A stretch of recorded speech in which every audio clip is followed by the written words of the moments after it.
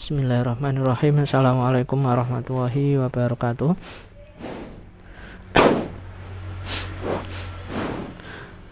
Alhamdulillahirabbil alamin. Allahumma shalli ala sayyidina Muhammadin al-fatihil lima ughliq wal khatimah sabaq nasiril haqqi bil haqq walati ila siratikal mustaqim wa ala alihi haqqa qadri wa miqdaril azim. Rabbi shrah li sadri wa yassir li amri wa hlul 'uqdatam min lisani yafqahu qawli. Amin ya rabbal alamin. Alhamdulillah, pada kesempatan kali ini kita masih diberikan kesehatan, kekuatan, keselamatan, serta motivasi oleh Allah, sehingga pada kesempatan kali ini kita bisa melanjutkan kajian kita terkait dengan manajemen, bimbingan, dan konseling di sekolah ya. Yang kedua, salawat serta salam marilah kita aturkan kepada junjungan Nabi Agung Muhammad Shallallahu Alaihi Wasallam. Biqaulina Allahumma sholli ala sayyidina Muhammad. Semoga kita semua termasuk umat beliau yang mendapat syafaatnya di yaumil qiyamah. Amin ya rabbal alamin. Oke, pada kesempatan kali ini kita akan mengkaji terkait dengan pengorganisasian program dan juga pengembangan kerjasama profesional dalam bimbingan dan konseling. Pendahuluan ya, bimbingan dan konseling atau kita sebut BK ya, itu merupakan hal yang sangat penting ya dalam dunia pendidikan. Nah, tujuan bimbingan dan konseling ya dalam dunia pendidikan adalah agar tercapai perkembangan yang optimal pada individu yang kita bimbing ya, yaitu agar peserta didik itu dapat mengembangkan dirinya secara optimal sesuai dengan potensi atau sesuai dengan kapasitasnya ya. Selain itu juga peserta didik mampu berkembang sesuai dengan lingkungannya, serta peserta didik mampu untuk kemudian bersikap mandiri ya. Itu adalah bimbingan dan konseling dan tujuan bimbingan dan konseling. Nah, program bimbingan dan konseling ini ya itu dapat terlaksana dengan baik ya jika semua pihak baik di dalam sekolah ya, baik itu kepala sekolah, kemudian wakil kepala sekolah, kemudian staf pengajar, staf TU ya, itu kemudian bisa guru mapel ya, kemudian wali kelas ya, itu bisa terlibat di dalamnya. Intinya adalah stakeholder baik di dalam sekolah maupun di luar sekolah itu terlibat di dalam proses layanan bimbingan dan konseling ya. Dengan cara itu layanan bimbingan dan konseling itu bisa berjalan ataupun terlaksana dengan baik. Nah, agar hal ini mampu berjalan secara optimal ya, maka kemudian diperlukan yang namanya pengorganisasian dalam bimbingan dan konseling. Maka pengorganisasian bimbingan dan konseling ini sangat penting karena dari pengorganisasian itu sendiri ya, itu nantinya dapat bimbingan layanan bimbingan dan konseling itu bisa terlaksana dengan baik ya, karena memang melibatkan semua pihak ya. Nah, pengertian dari pengorganisasian bimbingan dan konseling sendiri ya, pengorganisasian sendiri itu merupakan suatu proses ya untuk kemudian merancang struktur formal, kemudian mengelompokkan ya, dan juga mengatur serta membagi tugas-tugas ataupun pekerjaan-pekerjaan di antara para anggota agar supaya tujuan dari bimbingan dan konseling itu dapat dicapai dengan efisien ya. Jadi mengelompokkan, mengatur, membagi tugas ya di antara para anggota, itu namanya pengorganisasian. Nah, pengorganisasian adalah tindakan ya untuk kemudian mengusahakan hubungan yang efektif ya antar personil ya. Jadi agar supaya hubungan antar personel ini bisa efektif, maka perlu pengorganisasian ya. Kalau kemudian hubungannya efektif ya, maka mereka ya ataupun personel sekolah itu dapat kemudian bekerja secara efisien ya, kemudian mendapat kepuasan pribadi dalam menjalankan tugas-tugasnya. Jadi itu jadi pengorganisasian, sekali lagi pengorganisasian ini adalah untuk mengusahakan hubungan yang efektif antar personel sehingga kerjanya efisien, kemudian mereka puas ya dalam rangka menjalankan tugas-tugasnya. Oke, jadi dapat dinyatakan bahwa pengorganisasian ya itu pengorganisasian dalam bimbingan dan konseling itu adalah suatu bentuk kegiatan ya, kegiatan yang mengatur cara kerja, kemudian prosedur kerja, kemudian pola ataupun mekanisme kerja ya dalam kegiatan bimbingan dan konseling ya. Nah, kegiatan bimbingan dan konseling itu sendiri ya itu dapat berjalan dengan lancar, kemudian tertib dan juga efektif, efisien ya apabila kemudian dilaksanakan dalam suatu organisasi yang baik dan juga teratur ya. Maka agar supaya organisasi itu bisa baik, teratur ya, maka diperlukan sebuah upaya usaha yang namanya pengorganisasian. Lah, pengorganisasian ya dalam kegiatan bimbingan dan konseling itu ditandai oleh adanya dasar dan juga tujuan organisasi ya. Jadi harus ada dasar dan juga tujuan dari organisasinya, kemudian ada personelnya dan juga ada perencanaan yang matang ya. Itu adalah pengertian pengorganisasian bimbingan dan konseling. Kemudian tujuan dan juga manfaat dari pengorganisasian bimbingan dan konseling.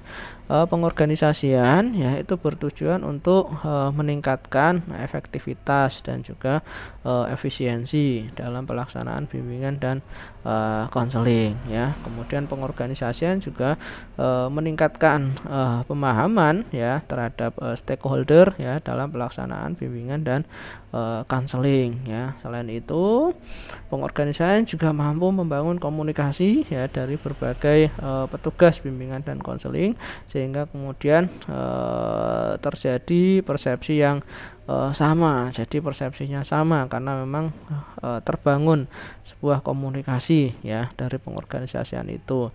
Terus kemudian pengorganisasian juga mampu untuk kemudian membangun dan menetapkan akuntabilitas dalam layanan bimbingan dan konseling ya. Jadi bisa meningkatkan efektivitas, efisiensi ya dalam BK, meningkatkan pemahaman stakeholder, kemudian membangun komunikasi ya, terus kemudian menetapkan akuntabilitas ya dalam bimbingan dan konseling. Itu adalah tujuan ya dari pengorganisasian bimbingan dan konseling ya.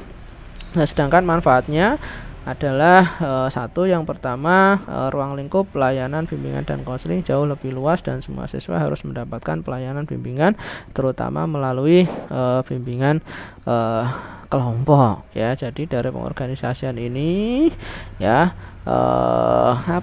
layanan bimbingan dan konseling ini bisa lebih luas ya cakupannya.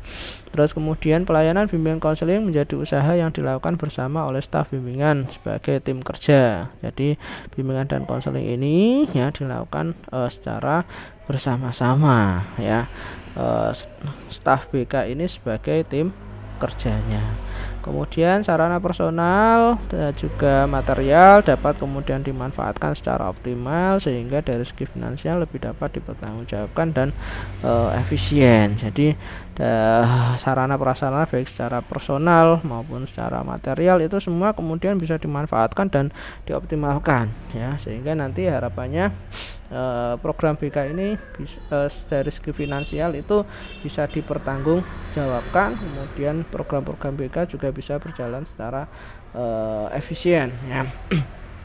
Manfaat yang keempat ya, sifat BK yang lebih ditonjolkan ialah sifat preventif dan juga preservatif. Jadi dari pengorganisasian ini ya, nanti program-program BK itu lebih bersifat preventif dan juga preservatif karena memang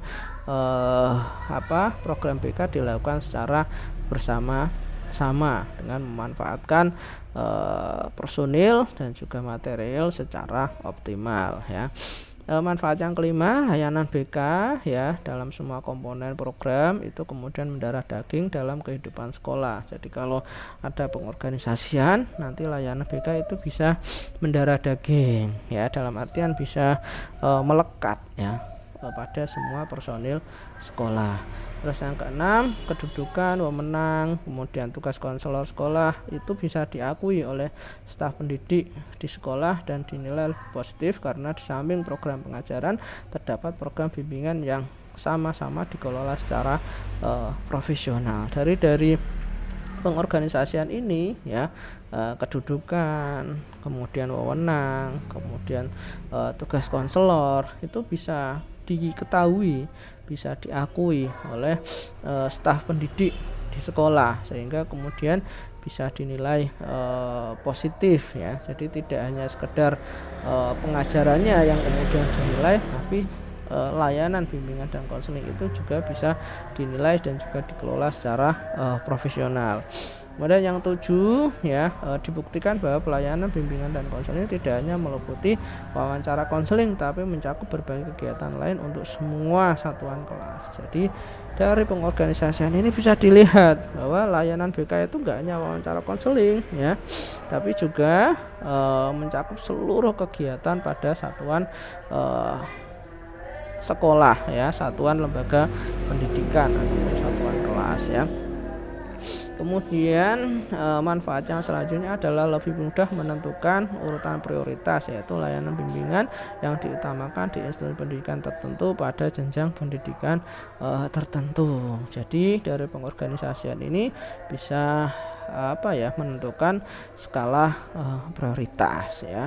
Terus yang 9, tenaga bimbingan ya oleh para siswa tidak dipandang sebagai satuan sekolah atau pembina disiplin atau guru cadangan atau ahli yang menangani kasus kenakalan serta kasus keabnormalan dan sebagainya. Jadi tidak hanya sebagai dipandang sebagai satpam sekolah atau polisi sekolah atau pembina disiplin, tapi tapi memang betul-betul bisa dipandang sebagai guru yang memang bisa membantu peserta didik dalam menemukan potensi ya, memahami potensi dan menyelesaikan masalah, karena memang tadi ya dilakukan oleh seluruh personil ya sekolah. Jadi tidak hanya, sekali lagi, tidak hanya sebagai tanggung jawab guru BK semata.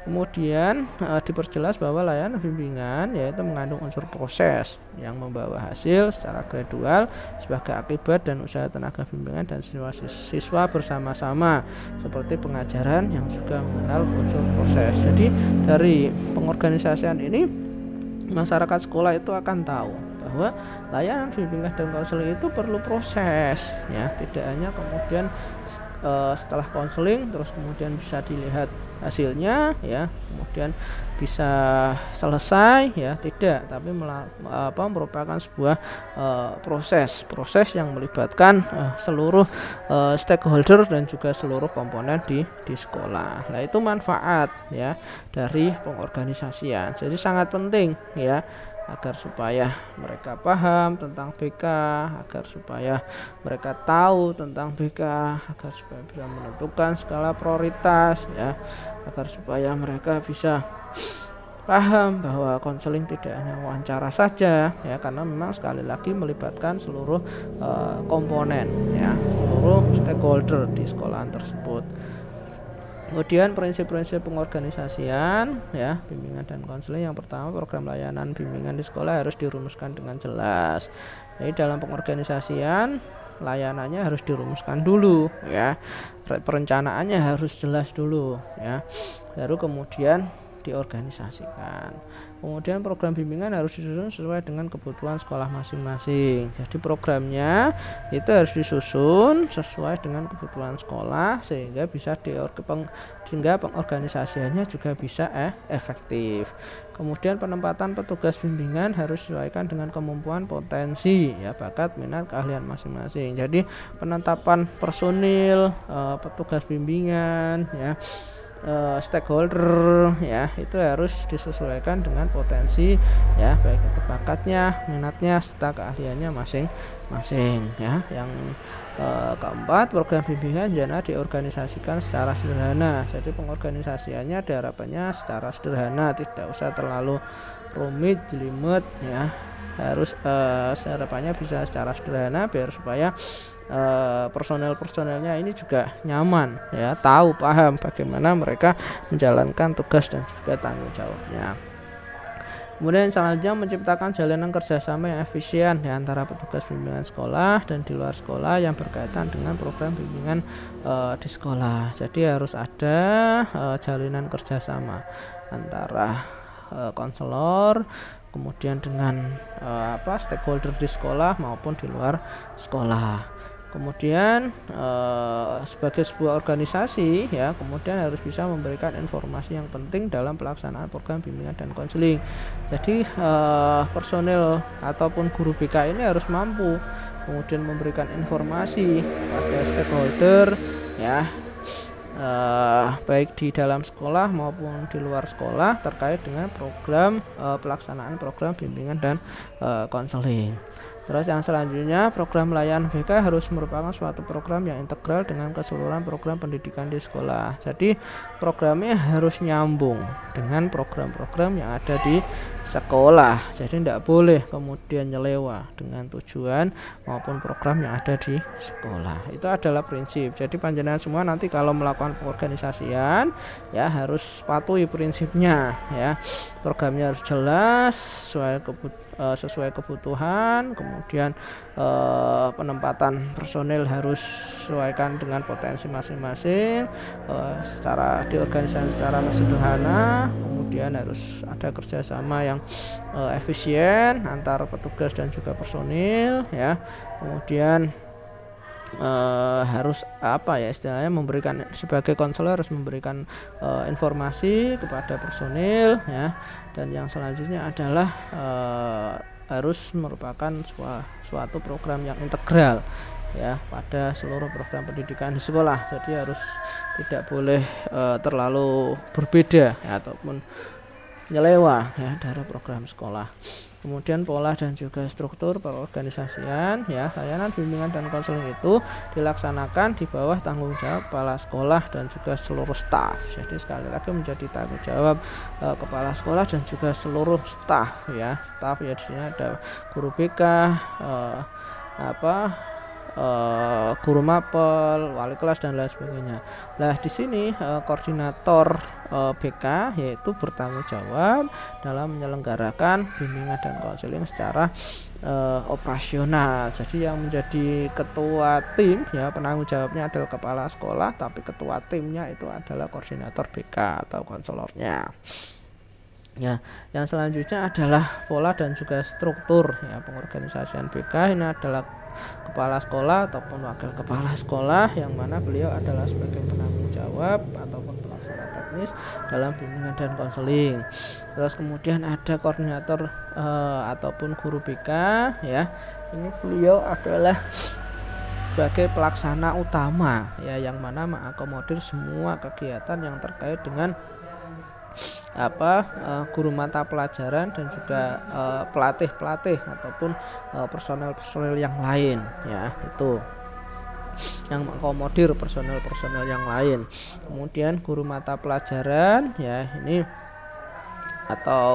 ini adalah pelaksana dalam pengajaran. Selain itu juga bertanggung jawab untuk memberikan informasi terkait dengan siswa ya, untuk kepentingan bimbingan dan konseling.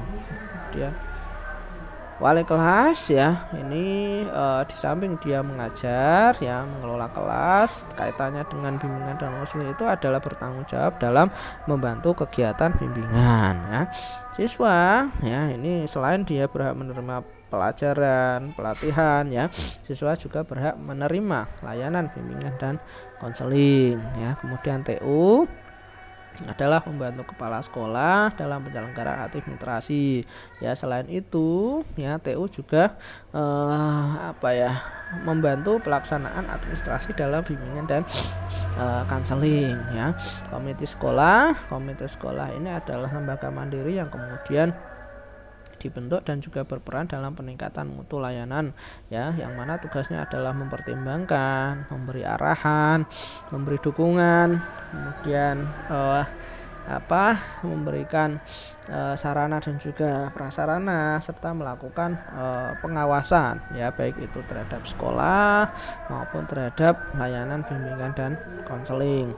Kemudian tenaga ahli atau instansi yang terkait adalah tenaga yang berperan dalam merekomendasikan, ya, baik itu kepada kepala sekolah maupun guru BK tentang kondisi peserta didik, ya. Ini mungkin bisa dari psikolog maupun psikiater, ya, ataupun dokter, ya, intinya tenaga-tenaga ahli yang mereka bisa memberikan rekomendasi baik kepada kepala sekolah maupun kepada guru BK, ya. Yang selanjutnya, yang terakhir adalah pengembangan kerjasama, ya, profesional, ya. Jadi keterlaksanaan program yang baik, yaitu sebagai sebuah proses pencapaian tujuan bimbingan dan konseling itu tidak seluruhnya dapat dilakukan hanya oleh guru BK saja, ya. Oleh karena itu, ya, program BK itu merupakan tanggung jawab bersama, dilakukan oleh seluruh tenaga BK, mulai dari program pengembangan yang berkelanjutan, ya, dengan kegiatan kolaborasi serta pengembangan kerjasama. Jadi tidak bisa proses layanan BK itu dilaksanakan oleh guru BK saja, tapi menjadi tanggung jawab bersama, ya, itu melalui pengembangan yang berkelanjutan dan juga kolaborasi serta pengembangan kerjasama. Nah, dengan siapa saja? Dengan tenaga pendidikan yang ada di sekolah dan juga pihak-pihak di luar sekolah yang selaras dengan tujuan program bimbingan dan konseling. Nah, kegiatan kolaborasi ini di lingkungan sekolah itu dapat dilakukan bersama kepala sekolah, guru, wali kelas, ya. Sementara dengan pihak luar ataupun di luar sekolah itu dapat dilakukan dengan berbagai pihak dan juga lembaga formal yang dapat memberikan sumbangsih penting bagi perkembangan siswa, ya. Jadi kolaborasi dengan pihak-pihak tersebut itu merupakan keharusan, ya. Karena apa? Karena optimalnya potensi siswa yang dimiliki oleh siswa itu merupakan hasil yang diharapkan oleh masing-masing stakeholder melalui peran dan juga tanggung jawabnya. Jadi optimalnya potensi siswa itu merupakan hasil dari yang diharapkan oleh semua pihak, ya, baik guru BK maupun stakeholder, ya, melalui peran dan juga tanggung jawabnya masing-masing. Nah, salah satu peran penting seorang konselor ada menjadi anggota tim ataupun professional helper, ya. Nah, profesi-profesi yang kemudian biasanya ada di dalam tim ini adalah misalnya psikolog, sekolah ataupun pendidikan, pekerja sosial, tenaga kesehatan, psikiater, spesialis tunarungu dan juga tunawicara. Jadi kerjasamanya harus kerjasama profesional, yaitu pada profesi-profesi yang memang sudah bergerak secara profesional, ya, psikolog, psikiater, pekerja sosial, dokter, tenaga kesehatan dan lain sebagainya. Ya, dengan adanya profesi penolong yang lain ataupun kerjasama yang profesional tadi, maka guru BK itu perlu mengetahui latar belakang pendidikan dari profesi itu agar dapat menggunakan jasa mereka sesuai dengan kebutuhan dan juga tujuan. Jadi kita harus tahu, ya, pekerja sosial itu apa, kemudian tenaga kesehatan itu apa, sehingga kita bisa melibatkan mereka. Ya, kemudian dapat berkomunikasi secara efektif dengan mereka dan bekerja sama mengatasi permasalahan yang menjadi kepedulian bersama. Jadi sekali lagi kita harus menjalin kerjasama dengan profesi-profesi terkait agar supaya profesi-profesi terkait yang sesuai dengan kebutuhan, dan kita harus menjalin komunikasi secara efektif dengan profesi tersebut kita harus bekerja sama dalam mengatasi permasalahan yang menjadi kepedulian bersama. Nah, kesadaran akan profesionalisme yang harus direalisasikan menjadi dasar bagi guru BK untuk bekerja sama dengan profesi lainnya yang dipandang memiliki legalitasnya. Jadi profesinya harus yang profesional atau memiliki legalitas. Kemudian dan akurasi bantuan sehingga siswa mendapat layanan terbaik. Jadi bantuannya juga harus akurat ya.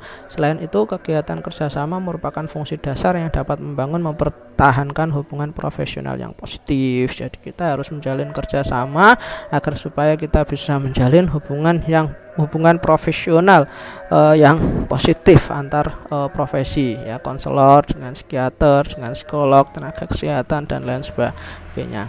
Mungkin itu yang bisa saya sampaikan ya. Terima kasih atas segala perhatian, mohon maaf atas segala kekurangan. Semoga sukses selalu, bahagia selalu dan sehat selalu. Dari saya cukup sekian. Wa ma fiqil aqwami thoriq. Assalamualaikum warahmatullahi wabarakatuh.